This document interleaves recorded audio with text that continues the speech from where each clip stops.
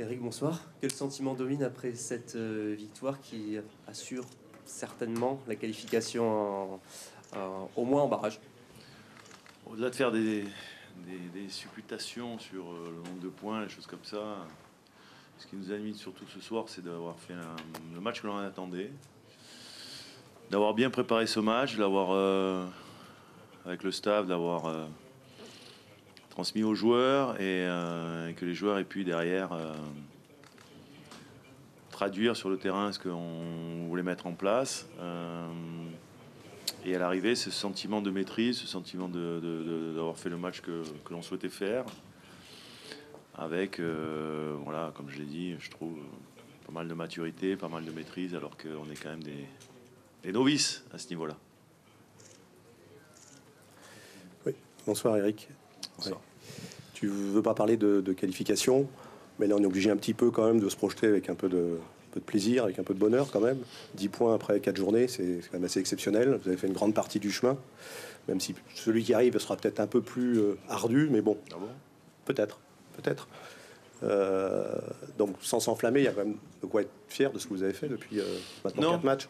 Mais c'est vrai qu'il y a ce sentiment aussi de fierté. Je pense que les joueurs, comme je leur ai dit juste avant d'entrer sur le terrain, je pense que tous, autant qu'on soit, staff, entraîneurs, joueurs, on a tous rêvé de jouer ce genre de match. Et aujourd'hui, on a la chance de les disputer. Donc, vivez l'événement pleinement, soyez acteurs, soyez dans le présent, soyez focus sur votre performance collective, individuelle.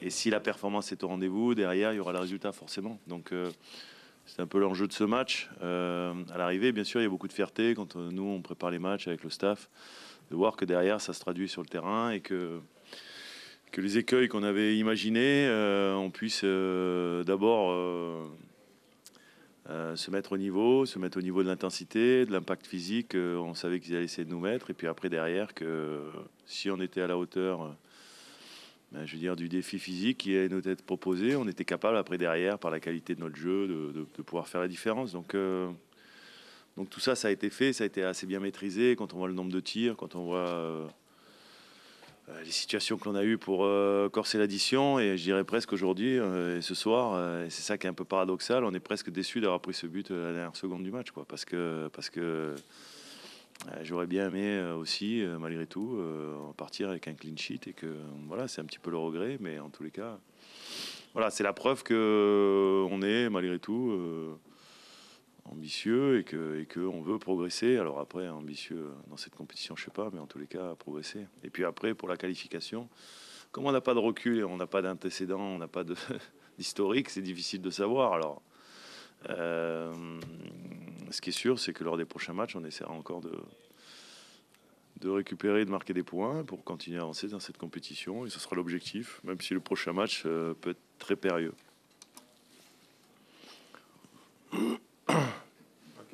Bonsoir messieurs. Comment la façon de jouer de la Sparta Prague a influencé votre plan du match?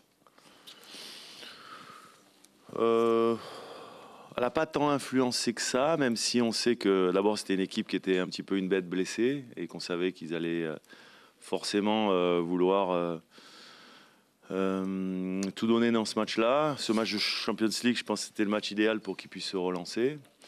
Maintenant, on savait que c'est une équipe qui, avec son système, avec 3 défenseurs centraux, des pistons, ce double pivot avec ses milieux de terrain et puis ces 3 joueurs offensifs, que c'était une équipe qui pouvait nous poser des problèmes parce qu'on savait que c'était un jeu qui pouvait être assez direct, avec beaucoup de grands gabarits, avec beaucoup de dimensions athlétiques. Il y avait pratiquement, je crois, 8 joueurs sur 11 qui faisaient plus d'1m85 au départ du match. Et la seule influence que ça a eu, c'est pas sur notre système, c'est pas sur notre manière de jouer. La seule influence que ça a eu, c'est dans mes choix au départ du match.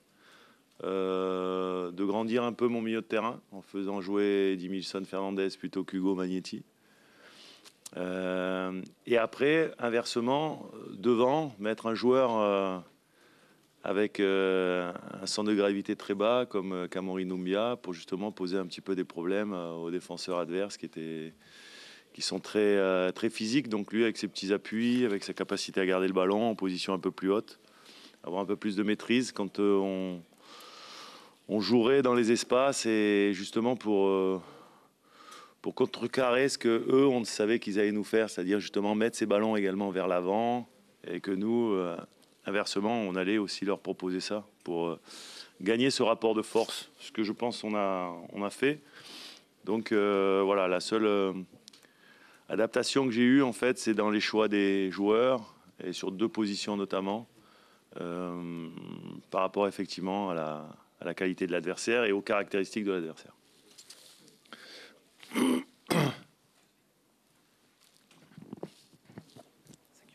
Bonsoir Eric. Bravo pour le français.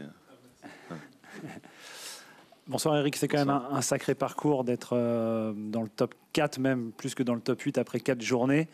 Est-ce que votre équipe vous surprend? Est-ce que maintenant vous allez à Barcelone pour gagner? Alors mon équipe me surprend pas tant que ça parce que sur les matchs qu'on a fait depuis le début, je pense qu'elle était capable de réaliser ses performances.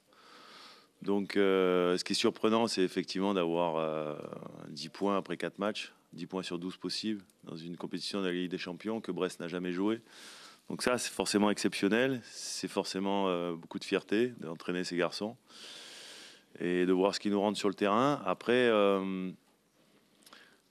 je pense sincèrement que voilà, bien sûr il fallait le faire, il fallait gagner quand même à Prague, il fallait gagner à Salzbourg. On a vu que Salzbourg aujourd'hui, tu allais gagner à Feyenoord, donc c'est la preuve que voilà, on a battu quand même des bonnes équipes. Mais inversement, je pense pas que on était forcément inférieur à ces équipes. Peut-être à Leverkusen, oui, mais aux autres non. Donc quelque part, je suis très heureux, très satisfait, mais en même temps, connaissant les qualités de mes joueurs, la progression, on sait qu'ils ont depuis plusieurs mois maintenant. Tous individuellement et collectivement, je pensais qu'on était capable d'exister en tous les cas sur ces matchs-là et on l'a fait. Donc ça, c'est une vraie satisfaction parce qu'entre penser de pouvoir le faire et le faire, ça c'est encore autre chose. Et après, il est évident qu'aller à Barcelone pour gagner, ça c'est encore une autre histoire. Donc on va déjà bien préparer le match de Montpellier qui est dans 4 jours et c'est le prochain objectif. Après, il y aura quelques jours de repos, une trêve internationale et puis... on aura le temps de se projeter sur Monaco, Barcelone, c'est un sacré enchaînement, quoi. Donc voilà, donc Barcelone c'est un petit peu loin. On va espérer que dans quelques jours il baisse un petit peu de régime, mais bon, je suis pas sûr. Donc on verra. L'ouverture du score est arrivée d'un milieu de terrain. C'est un peu une habitude ces derniers temps. Et c'est pas un hasard. On voit souvent l'entraînement que c'est quelque chose de préparé, le milieu qui se projette à la retombée. Est-ce que tu peux nous parler de cet objectif-là, d'avoir des milieux hauts? Toujours d'avoir pareil, la capacité d'avoir des milieux qui se projettent. Moi, ce que j'aime, c'est qu'il y ait de la densité dans la surface adverse, qu'il y ait du monde. Parce que pour marquer des buts, il faut quand même mettre des joueurs dans les 20 derniers mètres de l'adversaire. Donc oui, je sais qu'avec Mady, qui aurait pu marquer ce soir encore, je sais qu'avec Eddie Milson dans ce rôle-là, et avec sa très bonne frappe de balle, Hugo a été buteur sur le premier match. Donc je sais qu'on a des capacités effectivement de pouvoir faire mal à l'adversaire sur ces situations-là, sur l'exploitation de la demi-lune, qui est souvent une zone pour moi à protéger quand on subit des attaques des adversaires, mais également à occuper quand nous on est en position d'attaque, parce que c'est souvent des zones où effectivement on peut trouver déjà des espaces, et puis en plus c'est souvent là que les buts sont marqués. Donc voilà, donc c'est évident qu'on essaie de le travailler. Après bien sûr il faut la réussite, il faut la capacité aux joueurs de pouvoir réussir le geste juste qu'a fait Eddie Milson. Donc je suis heureux pour lui, heureux pour l'équipe.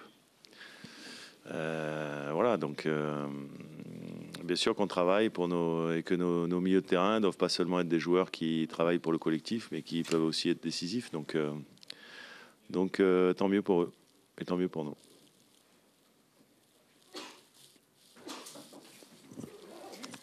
Bonsoir. Bonsoir. Même si on a senti que le Sparta, très vite dans le match, était vraiment en crise, vous vous êtes créé de nombreuses occasions, notamment en deuxième mi-temps. Vous auriez pu inscrire un deuxième, un troisième but certainement plus vite.